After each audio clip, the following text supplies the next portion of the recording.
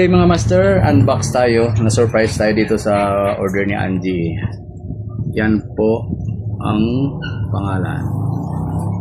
Yan, baligtad sa cam tayo eh.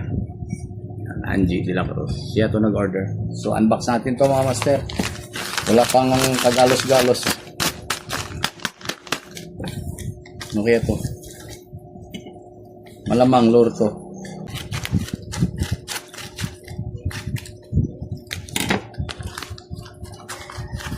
So yun mga master, oh. Wala na laman, walang freebies, walang kung ano-ano pa. Yun, ante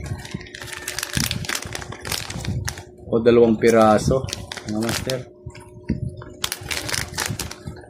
Ayan po, fishing lure nga. So, check natin ito mga master, ano.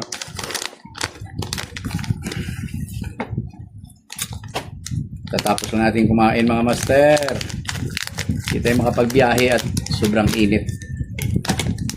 Ayan po mga master ko,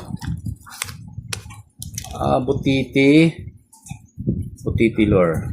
Ayan po, 30 grams with assist hook na. So maganda yung assist hook nya, aluminum steel. Ayan mga master, oh. So sabi niya, dalawa daw in order niya, tag-isa-isa kami.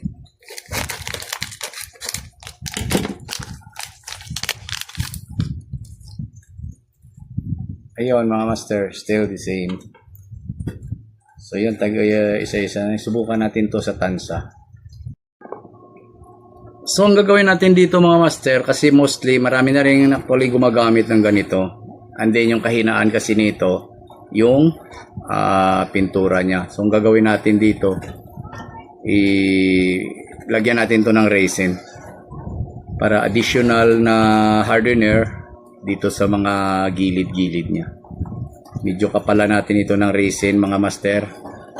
Yung resin na gagamitin natin, yung sa ginagamit natin sa paggawa ng rod, o yung ENB para matigas.